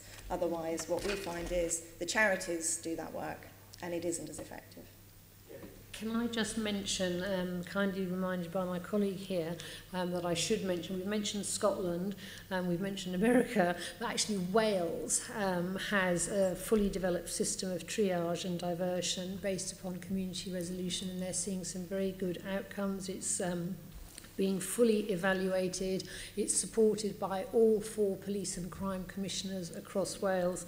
There are links in through the community resolution process to local women's services, and one of the things they're finding is that that reduces pressure on the criminal justice system and enables it to get on with responding to the more serious offences. And of course there are recommendations in the Lammy review around the specific needs for black and minority ethnic women to have opportunities to be diverted out of the criminal justice system. So Wales is well worth looking at and is profiled in our report Fair Cop, which I think we certainly shall. Thank you. Joe. Yeah, it's just on the Melanie's point about police officers say they don't want to be social workers. We get that quite a bit, but actually another way of looking at it to say it's actually crime prevention, and it is actually central to your job. And that was part of our training, that there are benefits for you in this, and there are benefits for women, and there are benefits for the wider community. But it takes a bit of time, some more than others, for that penny to drop. But once it does, it's very effective. And that's very much the take in Scotland, actually. They've set up a new community justice agency to sort of steer a turn, a change of direction there. And the chief executive, Karen McCluskey, of that service has said, actually, prevention is the way to go. Okay, thank you for that. We often say in this building where London leads, everyone follows, but it seems to be, in this instance, quite the reverse. The last set of questions we've touched upon very much around support around women's centres and the Mayor's earlier investment, and we just want to explore that a bit more deeply. Peter. Yes. Yes, as you said, I want to talk a little bit more about the centres themselves. I was asking, perhaps Kate and Nikki, if you could give us a brief overview of the kind of support that the centres actually provide, and to how many women and over what kind of area, how many boroughs? So Lambeth support in the Best Centre is focused on Lambeth women, so women with their borough of residence as Lambeth. The kind of support that we provide ranges from a substance misuse worker, parenting support. So we have other services in women in prison around complex needs and mental health. So substance misuse and all the range of root causes of offending. Domestic violence is obviously a key issue as well. Linking women up to group work and individual support. So advocacy is absolutely vital for most of the women we work with to help them identify root causes of their offending, but also to access services. So that's a key element of the Women's Centre. I think as well it's important to acknowledge the whole community side of a Women's Centre. So a lot of women that come to us have experienced abuse, and to build a community of support from peers, so we have a peer mentoring process as well, where women who are further along in their journey are able to support other women, and we find that that is such an important element of the support that we provide. So the whole range of support, and that's really the Corston model that Melanie referred to, which Advance and WHIP and others provide, is around that holistic support. So when women come to us, we're not asking them necessarily straight away what their needs are. We're starting with what are your assets, what are your strengths, where do we need to get to? And then we're talking about what their needs are, rather than pushing them through a funnel of having to approach services with a specific need. So the whole idea is to meet women where they are, which is surprisingly unusual to find services now that meet people where they are. There are a lot of restrictions. In Women in Prison also, we're known for women coming back to us and developing a relationship with us, rather than there being cut-off points that are strictly adhered to, which is often a problem with services. And we also provide support throughout the journey through the criminal justice system. So diversion is important, but also after prison, as well as during your time in prison. So you said in Lambeth it's just Lambeth? Yes. So how many women would that, could you give a figure of how many? Well, services are different in terms of different levels, but 300 to 400 women would be a ballpark. But this is very complicated because you have women that come in very briefly, others that develop relationships. So the whole model of, for example, how much it costs per head is, as I'm sure Nikki will back up, it's very complicated in terms of costing and planning as well. So that's the kind of level of support. But we do have other services in other parts of London, but obviously much less now as a result of Holloway's closure. And I do want to flag this because we did have 2 London Council funded projects around domestic violence advocacy in prison and communities, and housing advocacy as well, where we'd have workers work with women in the prison and outside to support them to access housing. And both of those projects have ended. And I think what I need to say about that, we didn't just seek funding from London councils, we also sought national funding through the tampon tax. And we have raised directly with the Ministry of Justice, which was quite a chunk of money actually, nationally available for women's services, raised concern with MOJ that across government there wasn't sufficient acknowledgement of the need of women affected by the criminal justice system to access funding through that quite significant pot of money. Could you add to that, Nikki, please? Yeah, I think in terms of services across London, there are currently 2 main services funded, and therefore, as Kate said, one of them is based out of Lambeth, and the other one is the Minerva service out of Advance. Advance is funded by both a combination of funding from the London CRC and from the Mayor's office. And what that funds is coverage of 16 or 17 boroughs, for a one-to-one support, but not necessarily in the Women's Centre directly with the women in their boroughs and in their communities, often in conjunction with CRC or based out of the probation offices, which is a challenge because it isn't the best place to meet the woman when it isn't a safe, only women's space. Certainly okay for the first appointment, not necessarily after. So parking for a second, the Women's Centre, there is support that's available therefore for half of the boroughs in London at the moment. Half. And that support is, I think you have, I've circulated which boroughs and you've got an information for that, but that service is with a key worker or an advocate worker that is linked to the woman for a period of up to 12 months. Initially quite intense, it's once or two a week or a fortnight, where we help her a lot with practical needs, initially first around homelessness, GP appointments, benefits and so on. Later on in the process, helping her navigate what is the services in her community that she can access. A lot of that is signposting and linking her up, but staying with her through the process for about 12 months to make sure that she can make sense of what is there, and it's quite complicated. Remember, these are already traumatized and often victimized themselves, women, and therefore have quite a lot of emotional needs, and their lives tend to be challenging and often chaotic. So having a consistent level of support for at least 12-month period, which is what we work with the London CRC very closely in their communities, is often absolutely the minimum that we should be doing. In addition to that, we get some support and funding for a pilot project from the Mayor's office. That funding is ending in March this year. I mentioned earlier that we are, both ourselves and Women in Prison are seeking funding for 22 boroughs across London to extend that service, and that is based around additional support, much more longer term, responding to the fact that, as we talked about earlier, the root causes of and the challenges of women's needs are much more than the initial practical 3 to 6 months, making that support to last up to 2 years, having much more contact. And that is, as Kate earlier said, one-to-one support. It's advocacy, often going with women to the housing office, to the professional services and other statutory agencies that may not understand the needs of a female offender, if you want to call her that. And she may not trust the system or understand the system. And we often act as her voice or support her in finding her own voice, if that's possible, and empowering her to get the help that she needs.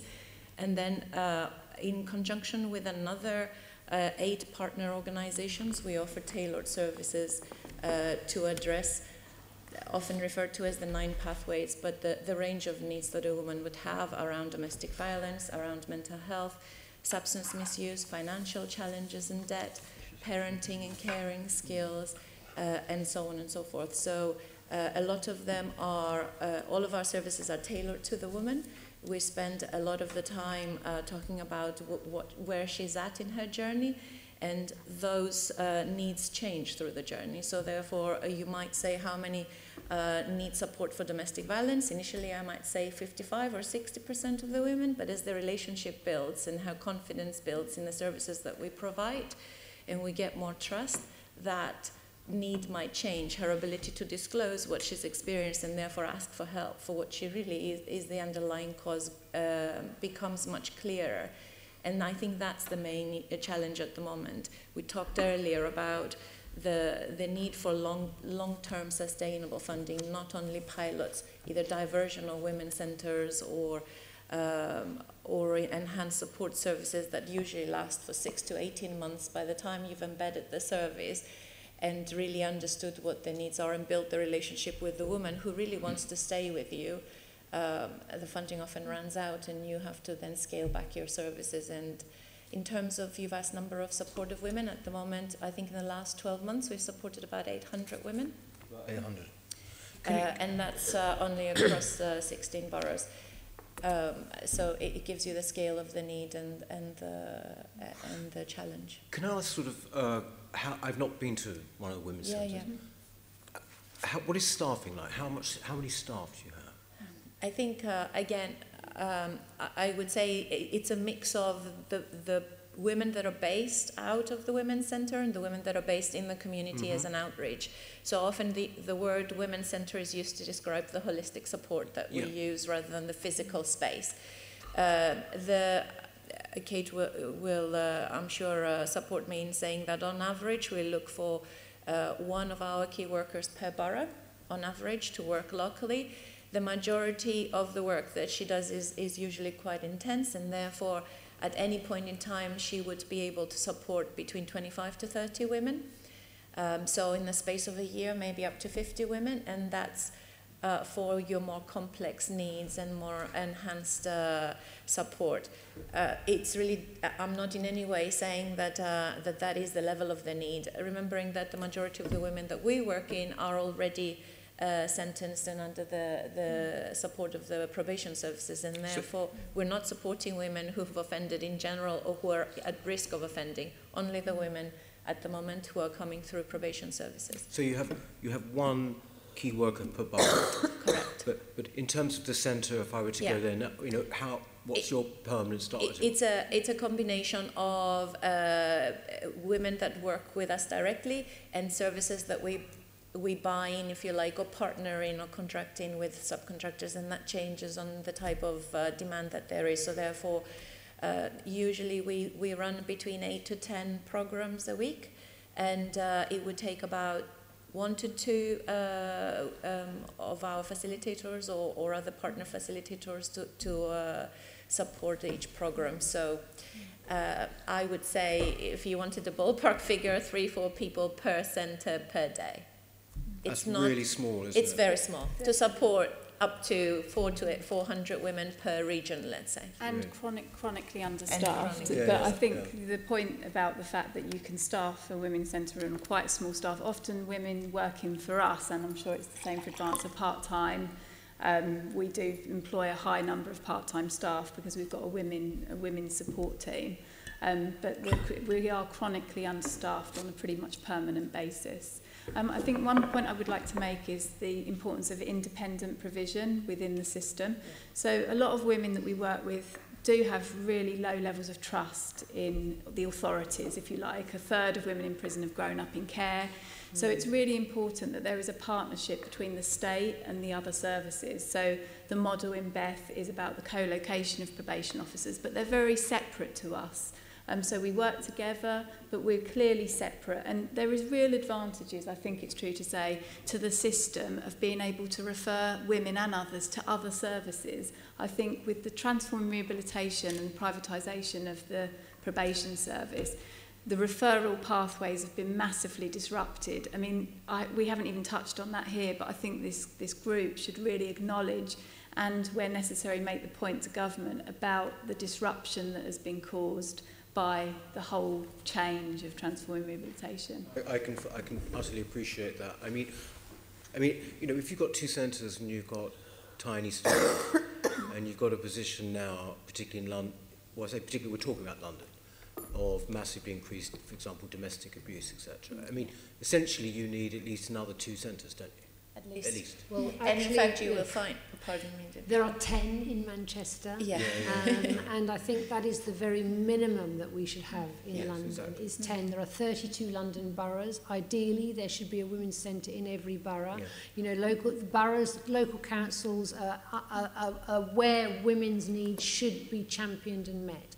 You know, we need much more co-commissioning, collaborative commissioning, particularly between the sort of the victim funds and the offender funds, if you like. We're very pleased that Claire Waxman, London's Victims Commissioner, absolutely understands that relationship between women's histories of victimisation and sort of current offending.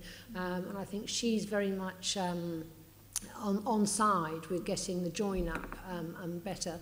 But as everyone has already said, we need to see sustainable sort of infrastructure for women's services so that it's not a piecemeal funding arrangement based on all existing involvement in the criminal justice system. You need women's centres that are funded to support women who self-refer, who are diverted by police, who are referred by the courts. That's a lot of different funding streams, and they need to be coordinated at London level and at borough level. There needs to be cooperation. We need to see all 32 London boroughs engaged in developing the solutions. I think my colleague's going to ask you shortly about the funding aspect of it, but I mean it's an appallingly inadequate situation, isn't it? Can I just say the London Crime Prevention Fund, which Nikki's referred to, Lambeth have been coordinating a bids with various boroughs, but having a women's centre doesn't mean a space available 24 hours a day or even 5 days a week. So we're working with PCAN about providing, you know, 1 or 2 days in Southwark. So you can have a women's centre that is not necessarily the all singing or dancing. And in terms of the Beth Centre, the idea is that as a hub for other services and boroughs to link into. So I think there's lots of innovation possibilities in London, but totally agree with what Jenny's just said. I think you might have already sort of slightly answered what I was going to ask, but one of my questions was that what happens to the women who, if you like, are not covered by your, you know, I mean, obviously you're stretched as far as you can go, but what about the women who are not covered? I think the point that Jenny made earlier, and I tried to make it as well, is that actually it isn't even just the women that are that are outside of the boroughs. There are women right now that we are not supporting even in the boroughs that we're in, and that's because that is not what we are funded to do, and we don't have the resources. So unless that woman, we only work with women that are referred to us from London CRC. If she is not in custody right now and under license with CRC, she does not get any services. Unless obviously we do the best that we can, and if we've got availability and capacity, we will do it and fund it ourselves, but that is not even a provision currently. So we need to be careful that we don't think that there are 17 boroughs in London, including Lambeth, that are getting support for every woman that is in the criminal justice system that needs support. That is not the case. And therefore the opportunity that we both talked about, and that I'm sure you'll come to, in terms of the London Co-Commissioning Fund under LCPF, is that we open the referral pathways, that we allow more women to be supported by both women's centres and by local centres. And we're working very closely currently with the boroughs to develop that proposal to make sure that each borough takes responsibility for finding women-only safe spaces in each of the boroughs. We are then able to support a key worker based out of that borough, as well as at the very least 3 or 4 women's centres across London, the 2 that are currently there, plus at least 1, if not 2 more. The funding is limited, and therefore we could ask for 10, but we'd be lucky to get 3 or 4. We'd be thrilled to get 1 more, because it would give a whole range of boroughs in North and East London something. At the moment, they have nothing, or very little. Thank you. Could I ask, Helga, how do you make the decision to refer, if you're going to refer to one of the centres? How do you do that? Yeah, so we refer women who've come to us through the court, so who have been sentenced to community sentences or from prison. So again, that's quite a narrow pathway given the level of need in London. So it's quite specific. So we're commissioned by the Ministry of Justice to deliver low and risk probation services to all of London, and as I said, we've got 4,000 women who are on our books at the moment. So those are our referral pathways. And we therefore between us support under 1,000 of those 4,000 women, but there are the need is greater, so no support for national probation services and so on and so forth through the courts, other statutory services, women who want to self-refer, the police diversion and so on and so forth. No support at the moment in London.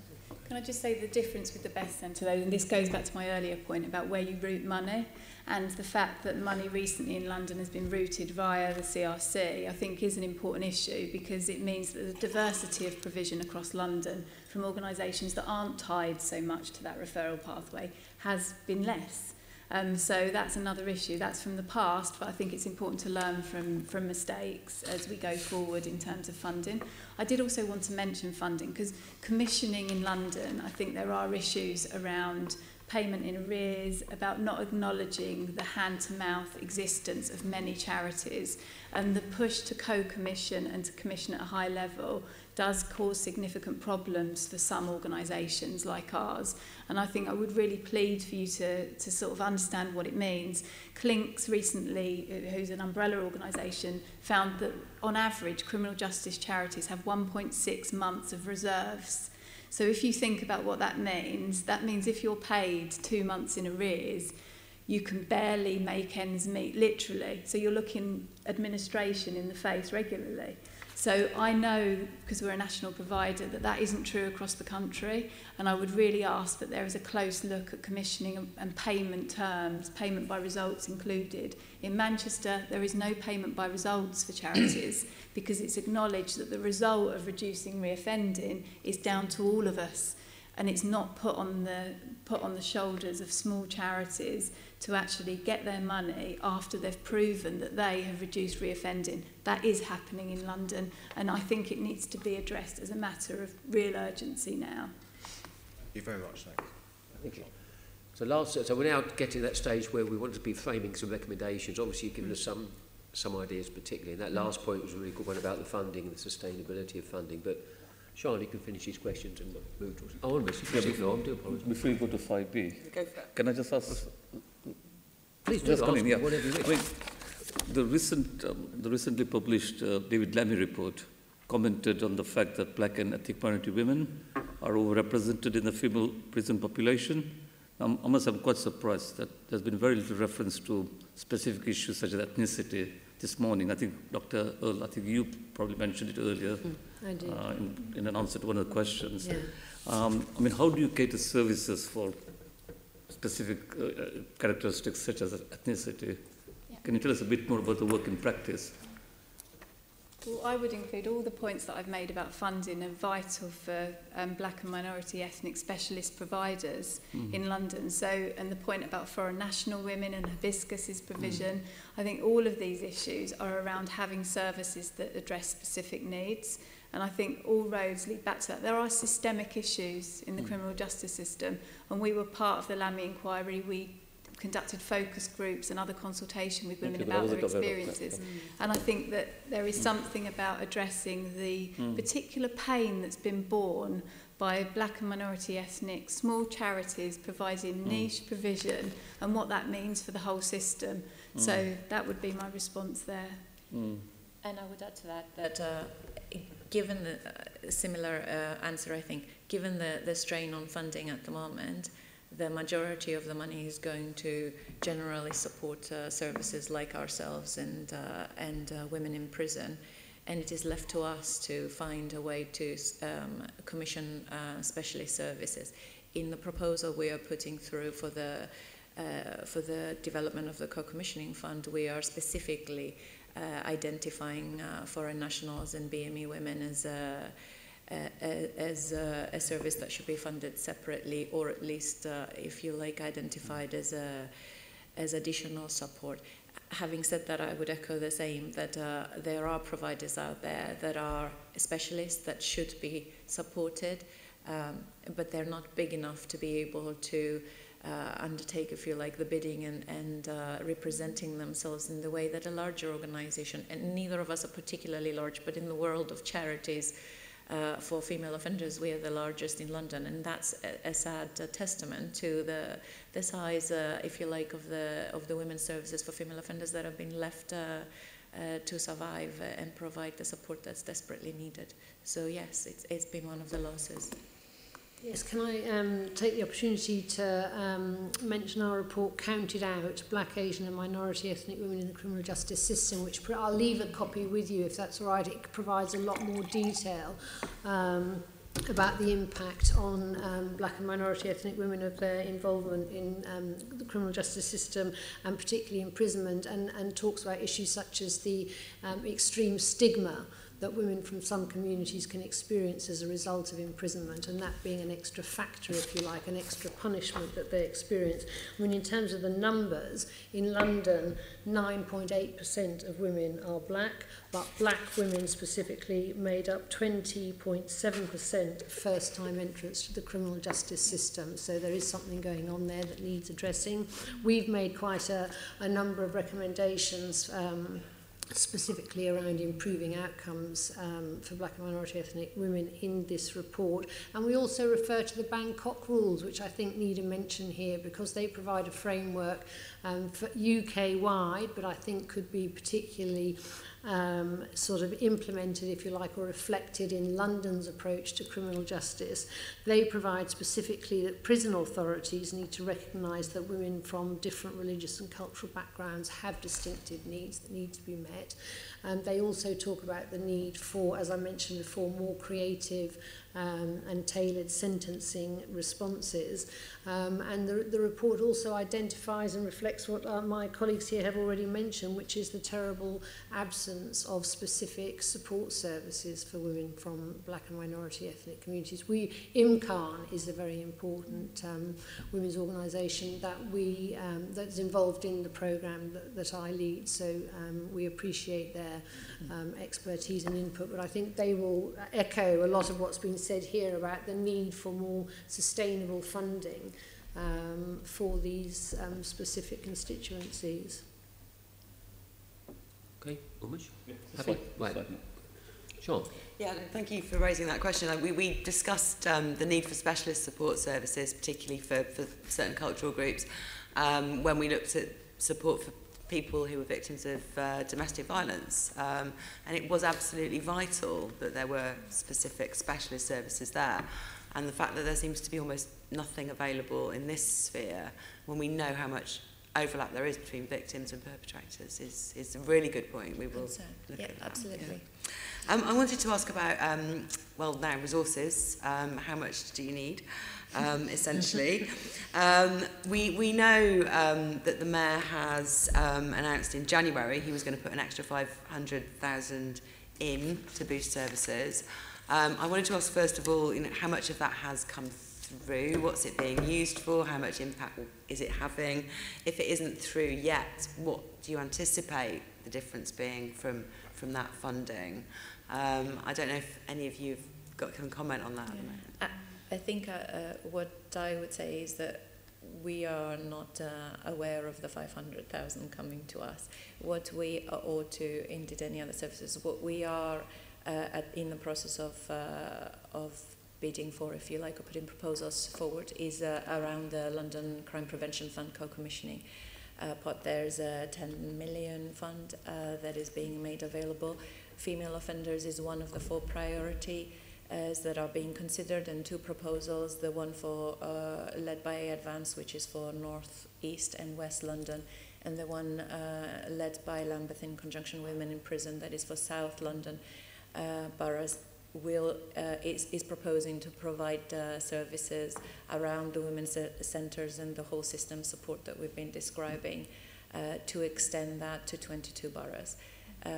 That decision is also, I think, our submissions are for the 1st of December, and that decision will happen in January with a rollout from the 1st of April.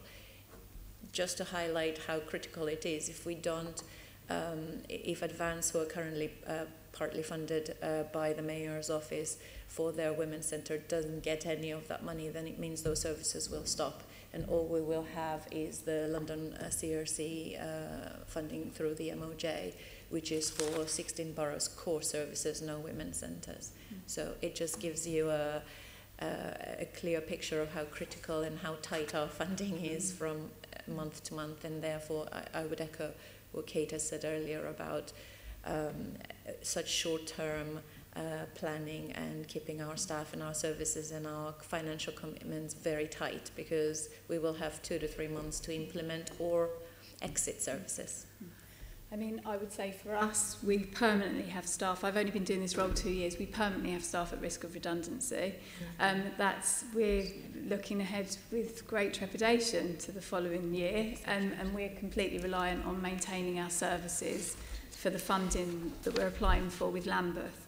I think the 500,000 that you're referring to is the amount that went was routed via the CRC for the female offending service, and I think you've heard from Nikki last year. A year and a half ago. You've heard from Nikki already how that is very specific to the provision of services within CRC, which is really my point, that money I know was presented as an announcement, but from the perspective of our organisation and others, it didn't really mean very much on the ground to us. So we, I would say, haven't benefited at all.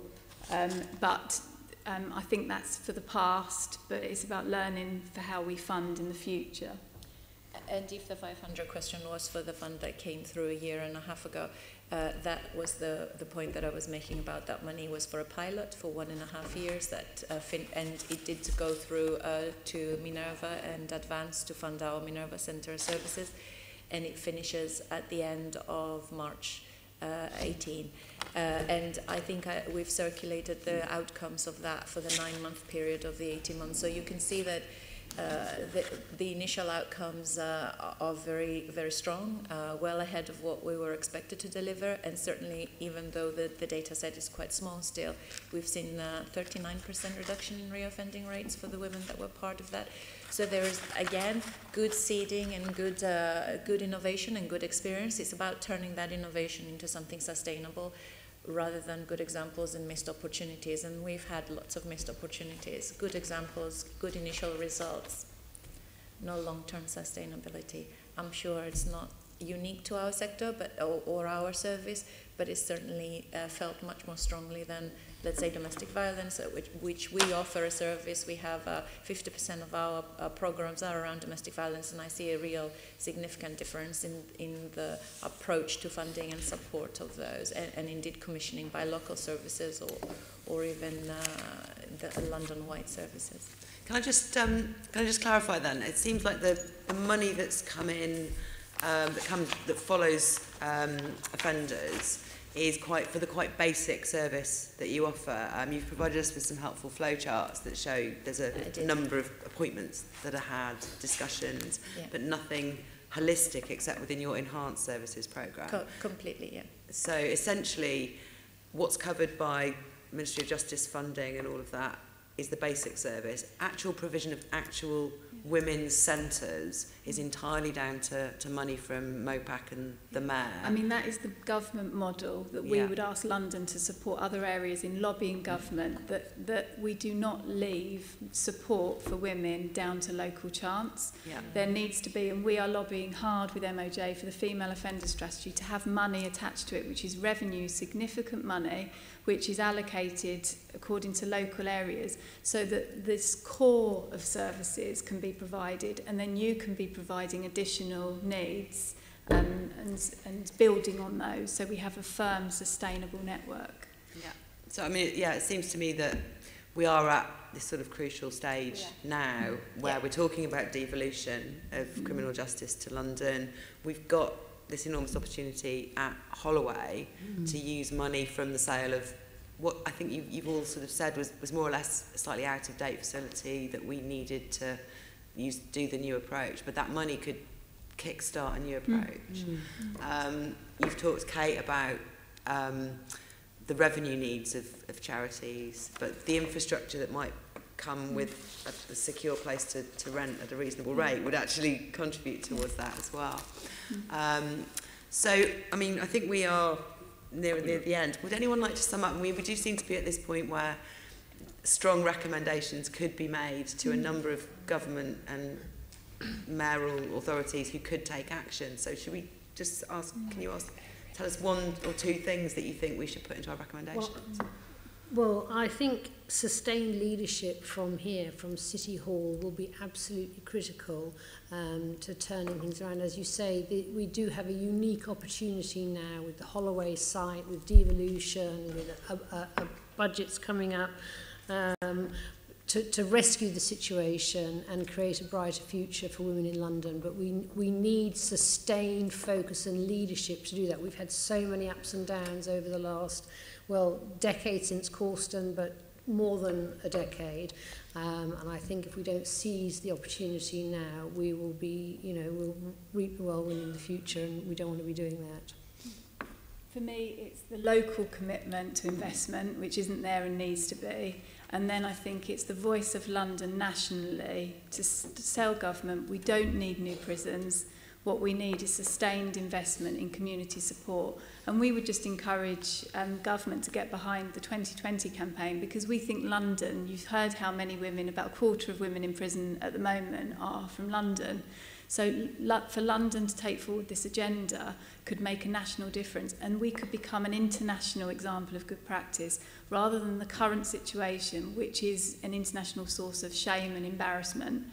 So I think for me it's the opportunity, and it's not just Holloway and the sale of it, it's also the female offender strategy. I think it is the perfect storm where this is a once-in-a-generation opportunity for change in this area. Thank you. I think I would echo that and say that female offenders seems to me to be at the top of the agenda of both the mayors and the MOJ's, Ministry of Justice, mind, and what we need is actually action to follow. We have good examples of solutions, we have good examples of service delivery, we have acknowledged outcomes. We just need to turn it into real action that's sustainable. I'm sure we've had these conversations, or other people have had these conversations 5 years ago, certainly 10 years ago. What we would like is actually to see it become reality and to know that we can build on it rather than stop and start, which doesn't take us very far other than lots of missed opportunities. Let's just not miss this one. And it is timing, decisions will be made in the next 2 months. if recommendations take another 3 or 6 months to come through, it does mean that we stop again and have to start later on.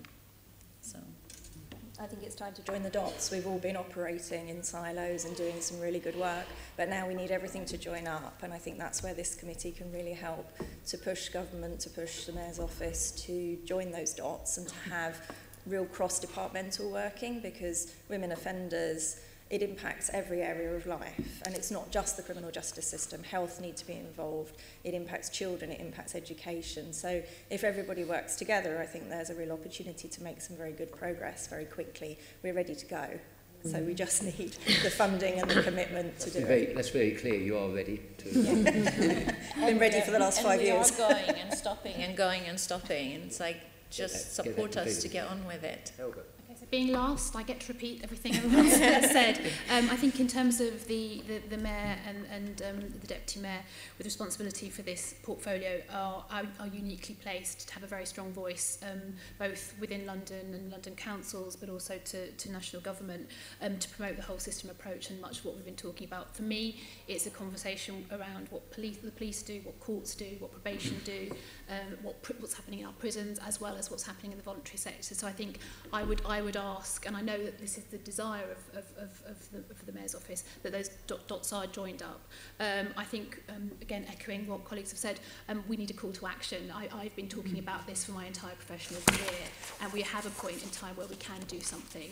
And if you're able to join that kind of chorus of voices to kind of call to action to make that happen, that would be great, and we would all feel much more professionally and fulfilled than we do now. Thank you. I mean, it's come across very strongly, and we've been scribbling away about the recommendation. We'll be doing some more work around this. Thank you, first of all, for this morning. It's been most helpful. We're going to continue this work, as I mentioned earlier. We're holding another meeting next week. If there's anything that you wanted to add, please do write to us. Anything you may go away and think, God, we should make that point. You've been brilliant this morning, but please do feel free to continue writing to us. I'd like, basically, colleagues also on the committee to note the report and delegate authority to me to continue with Group Lees and Caroline to agree the output and to work further on this subject. Item 6, can I ask the committee to agree our updated work programme. Date of next meeting is Wednesday the 15th of November, which is our usual Q&A. Unless there's any other colleagues, any other business, I'd like to end the meeting. Thank you. Thank you very much. Thanks for